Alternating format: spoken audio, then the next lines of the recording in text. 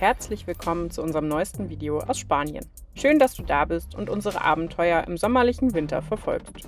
Heute starten wir mal ganz gediegen während unserer Arbeitswoche.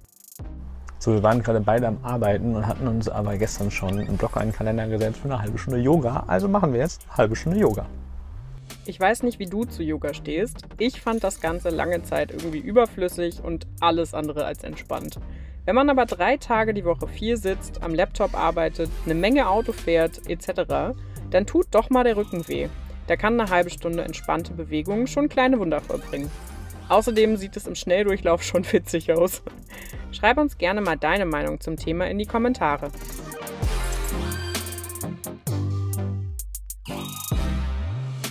Nach unseren 3 Arbeitstagen haben wir uns zuerst auf den Weg zum Strand gemacht. Der Blick durch diesen Tunnel erweckte ein bisschen den Anschein, als würde man gleich in Narnia rauskommen, war dann aber doch nur der Strand. Ungünstigerweise ist uns hier wohl unser zweiter Autoschlüssel aus der Tasche gefallen. Den werden wir so schnell erstmal nicht mehr wiedersehen.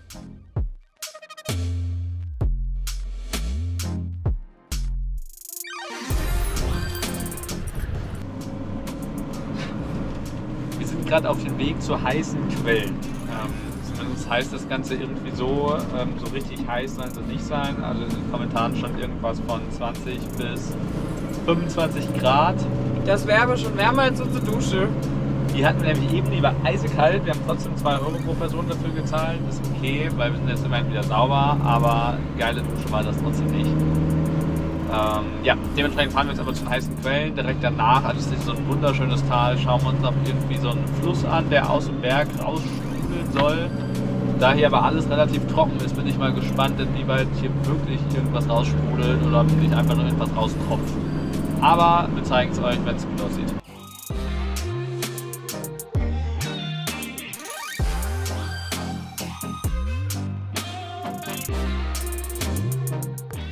Nachdem unsere Dusche jetzt echt kalt war, war die Überlegung schon groß, in diese warmen Quellen reinzuhüpfen.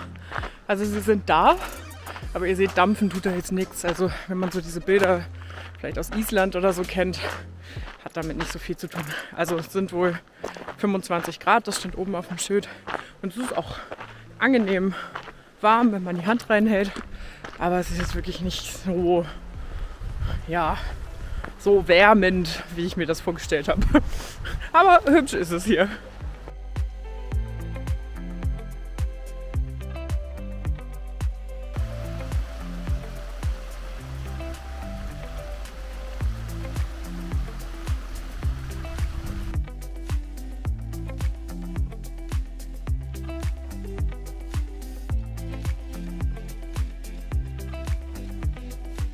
Übrigens festigen sich so unsere Marokko-Pläne langsam immer mehr. Ich war anfänglich so lala bei dem Thema, weil Monti, also weil das jetzt nicht gerade ein wahnsinnig hundefreundliches Land ist, weil ich mir dieses Abenteuer irgendwie auch später vorgestellt habe, weil wir weil wir den Plan mit Schweden hatten. Aber bekanntlicherweise sind ja Pläne dazu da, geändert zu werden. Die haben wir jetzt mehr oder minder geändert. Zumindest kopftechnisch schon mal. Jetzt fehlt noch ein bisschen Orga-Kram, noch mal ein bisschen einlesen, was wir so brauchen. Hunde brauchen eine Titer-Bestimmung, um wieder in die EU einreisen zu können. Und zwar für Tollwut. Also ihr müsst gucken, wie viele Antikörper euer Hund hat und das muss gemessen werden. Und das fehlt uns noch so. Aber das machen wir jetzt die nächsten Wochen und dann geht es wohl Anfang Januar nach Marokko. Und kleiner Funfact, man braucht wohl keinen internationalen Führerschein in Marokko. Der deutsche Führerschein soll bis zu einem Jahr gültig sein. Mehr als 3 Monate dürfen wir mit Touri-Visum eh nicht da bleiben. Mal gucken.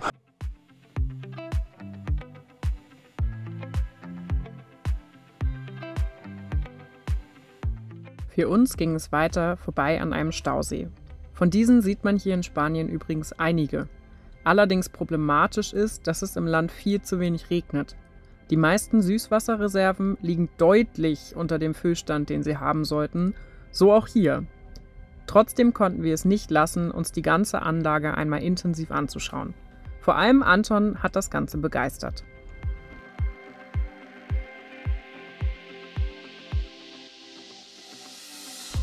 Zurück zum Auto mussten wir ganz schön gegen den Wind ankämpfen. Dieser nahm oben auf dem Staudamm nämlich richtig Fahrt auf.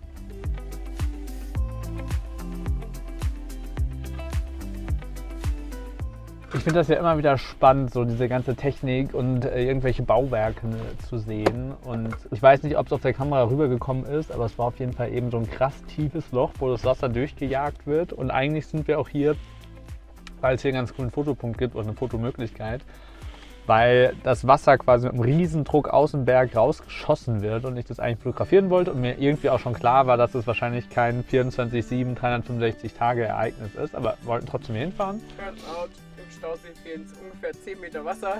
10, 20 Meter Wasserhöhe, die fehlen, genau, ist also ein bisschen was. Aber trotzdem, Riesenloch, Wasser wird da durchgejagt und davor, also quasi auf der gegenüberliegenden Seite, ist so ein Häuschen und dann da ist so quasi eine Glasfront, da kann man drin sitzen und dann hast du riesen Scheinwerfer von allen Seiten, die in dieses Loch reinstrahlen. Und ich verstehe nicht und ich würde so gerne wissen, warum da jemand sitzt, anscheinend ja auch 24/7, also auch nachts und sich anguckt, wie das Wasser da durchschießt. Weil ich nicht verstehe, warum. Weil ich mir denke, wenn da jemand reinfällt, dann ist die Kuh in den Brunnen gefallen. Das Ding ist durch. Also dann ist der tot. Du kannst ja auch nichts mehr machen. Da kannst ja nicht sagen, okay, ich halte den jetzt noch mal an. Das ist ja so ein Druck, was da durchfließt. Das war's. Also warum guckt man sich an, wie der Wasser runterschießt? Ich verstehe das, ich würde mir das auch gerne angucken, so ist es nicht gemeint. Aber das als Job zu haben, weiß ich nicht, verstehe ich nicht. Vielleicht weiß es jemand von euch, dann kannst du in die Kommentare schreiben. Ja, das würde ich sehr, sehr feiern. Wir fahren jetzt auf jeden Fall weiter. Es geht nämlich zu langsam die Sonne unter. Wir wollen noch zu so einer Wanderung, das werden wir heute wahrscheinlich nicht mehr machen, aber fahren schon mal so in die Richtung und machen das dann morgen.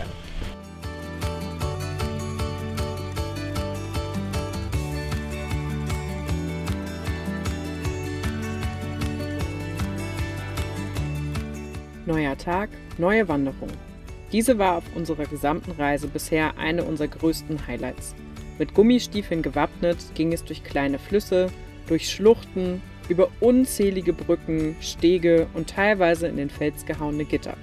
Das siehst du aber alles später noch. Zwischenzeitlich musste unser spielsüchtiger Hund natürlich auch auf seine Kosten kommen. Ein kleines Päuschen für die Gummistiefel und die Hundepfoten und dann konnten wir aber auch schon über die nächste Leiter den weiteren Weg erklimmen.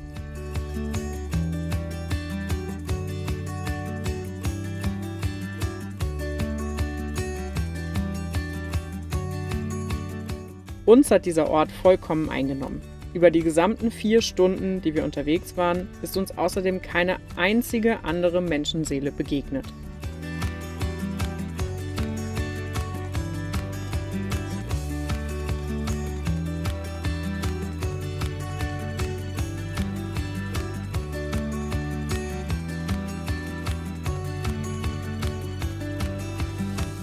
Wir sind gerade links über Valencia im, ich würde es jetzt mal Bundesland nennen, Aragonien unterwegs. So an der Grenze direkt zum Bundesland darunter, dessen Namen ich gerade vergessen habe. Und wir machen heute Wandertag und sind jetzt schon eine Stunde unterwegs. Und es ist brutal krass, wie sich die Natur so geändert hat, während wir eine Stunde hierher gefahren sind. Also wir sind umgeben von so rot gefärbten Sandstein. Dann hat man da immer wieder graue Schleier durch. Hier sind wahnsinnig viele Brücken, Wasser. Der Hund liebt es, wir lieben es. 10 von 10.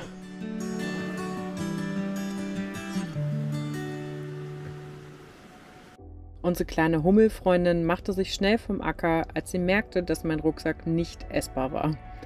Ab jetzt fing ein Stück des Weges an, wo wir gemütlich auf in den Fels gehauenen Tritten laufen konnten, Monty allerdings jedes Mal durch das Wasser watschelte.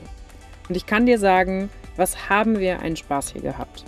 Warst du von einem Ort schon einmal so richtig fasziniert? Wir hätten hier Tage verbringen können.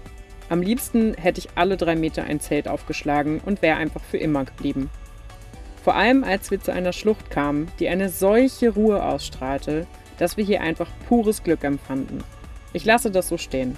Überzeug dich selbst von der Schönheit dieses Ortes.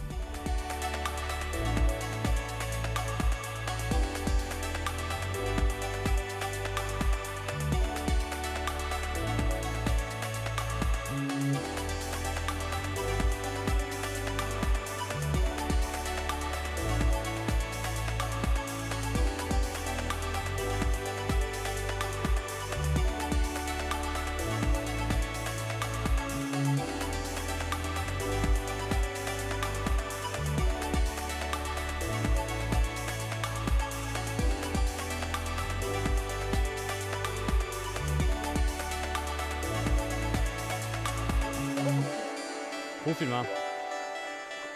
Monty!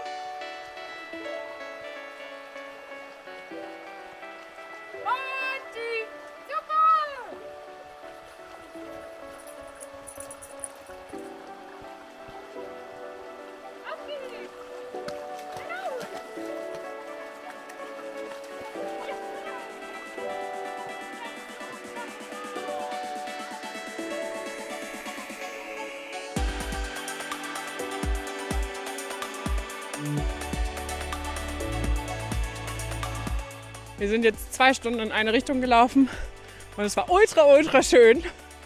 Und jetzt laufen wir gerade zurück zum Auto. Und das ist wirklich so das Highlight, glaube ich, so unserer, was haben wir jetzt, 2 Monate Vanlife. Wir haben schon einige Spaziergänge und Wanderungen gemacht, aber das ist schon richtig geil. Ich habe es eben schon zu Jule gesagt. Es ist so ein zweischneidiges Schwert. Ich feiere es, dass wir hier gerade alleine sind und das Ganze für uns haben. Ich hätte es aber auch super gern im Sommer gesehen, weil ich glaube, dass es so ein richtiger Sommerparty-Spot ist, wo du halt dann irgendwie reinhüpfen kannst. Und da war so ein Ding, da wäre ich auch fast jetzt schon von reingesprungen, irgendwie so ein 5 Meter Felsvorsprung. Naja, 3. Ah, 5. 3.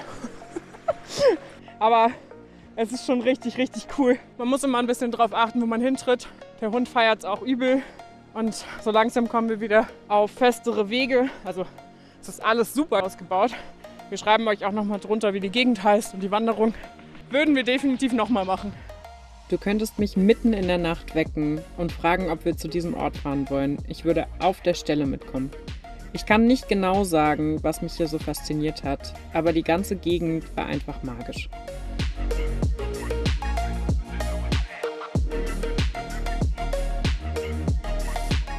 Zurück am Auto konnten wir dann endlich unsere Trinkflasche füllen und einen großen Schluck Wasser nehmen. Blöderweise hatten wir diese nämlich während des gesamten Spaziergangs nicht dabei.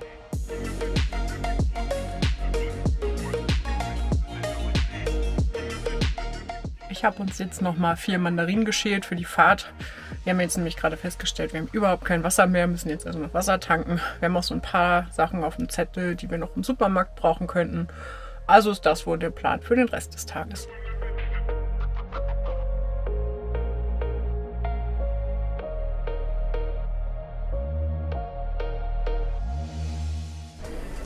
Wir waren gestern Abend schon in Valencia unterwegs, beziehungsweise wir wollten unterwegs sein, ging aber nicht, weil wir haben keinen Parkplatz gefunden. Samstagabend, es war brechend voll. Wenn ihr auch mit einem Wohnmobil unterwegs seid, auch im Dezember, nehmt nicht Valencias Parkplätze, das würde nicht funktionieren. Aber heute, einen Tag später, haben wir 30 Minuten von dem Ort, wo wir hin wollten, hier in der Stadt, einen Parkplatz gefunden, sind jetzt entspannt durch die Stadt spaziert. Und jetzt geht es zurück zum Auto, weil wir irgendwie heute beide nicht so richtig Lust auf Stadtbummel haben. Und jetzt schauen wir mal, wo es noch so hingeht. Kurzerhand haben wir uns dann doch noch 1-2 Ecken von Valencia angeschaut.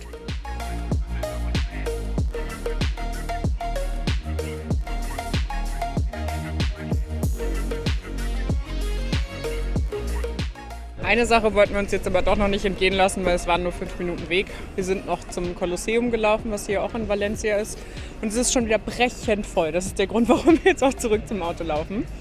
Aber sehr hübsch. Vielleicht gibt es hier Zeiten, wo es ein bisschen leerer ist. Es geht, wir sind hier gestern lang gefahren und da war wirklich richtig voll. Du musstest dich irgendwie durchquetschen, jetzt geht's ja. Also ist für uns aber trotzdem noch zu voll. Ja, irgendwie haben wir es heute nicht so mit Menschen, auch nicht mit Shopping. Wir haben jetzt was gefrühstückt und jetzt reicht's auch wieder.